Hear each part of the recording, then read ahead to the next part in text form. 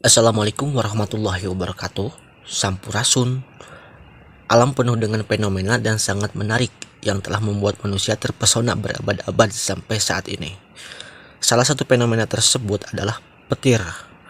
Kilatan pada petir menampilkan pola zigzag yang biasanya memakan waktu kurang dari setengah detik untuk menghasilkan luminulitas cahaya yang begitu terang hingga menyala dalam sekejap mata. Meskipun ini merupakan pemandangan yang menarik, namun juga membuat rasa takut pada manusia.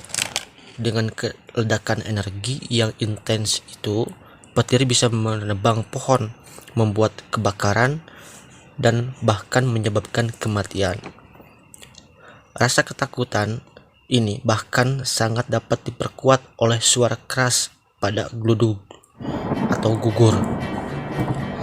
Pada zaman dahulu, orang belum tertarik dalam membahas fenomena ini. Manusia dari berbagai budaya seperti Yunani, Romawi, dan Nordik menganggap peristiwa ini perintah dari dewa yang memerintah bumi dengan penangkal petir atau gludug.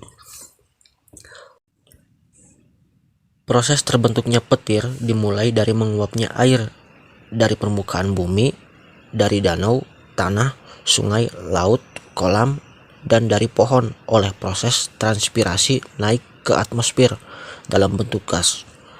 Udara yang naik ini merupakan udara hangat yang kemudian membuat udara dingin bergerak dan bersatu dengan udara hangat. Proses ini membuat udara hangat meningkat pesat dan membentuk awan yang besar dan padat.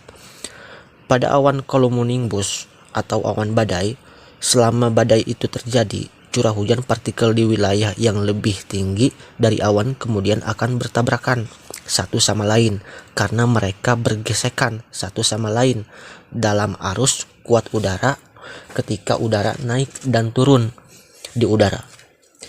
Akibatnya, udara ini bertabrakan dan bergesek banyak butiran-butiran air dan kristal es yang kemudian menciptakan muatan listrik statis yang mengandung muatan positif dan negatif dalam badai itu.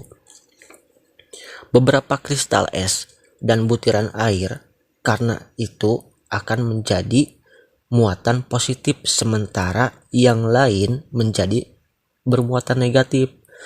Semakin lama potensi listrik yang bermuatan positif dan negatif di awan terpisah dari satu sama lain, di mana kristal salju bermuatan positif bergerak ke bagian atas sementara bermuatan berat kristal es negatif dan tetesan air turun ke bagian bawah bagian awan.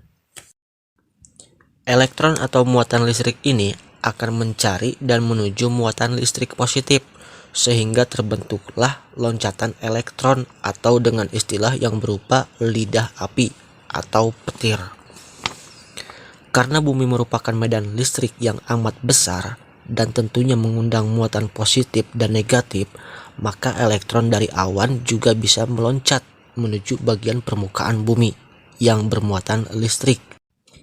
Loncatan elektron ini juga terjadi ketika kita mencolokkan barang elektronik ke bagian listrik yang kadang muncul percikan api. Setelah petir meloncat ke tanah dari awan, petir akan kembali dari tanah menuju awan mengikuti jalur yang dilaluinya. Jalur kembalinya petir ini menimbulkan suhu di sekitarnya menjadi panas dan meningkatkan suhu udara di sekitarnya menjadi 27.000 derajat Celcius. Karena petir membutuhkan sedikit waktu untuk pergi dari titik A ke titik B, sementara udara panas tidak memiliki waktu untuk bergerak dan menyebabkan ruang pada udara menjadi terbelah. Udara panas kemudian dikonversi meningkatkan udara dari 10 sampai 100 tekanan normal pada atmosfer.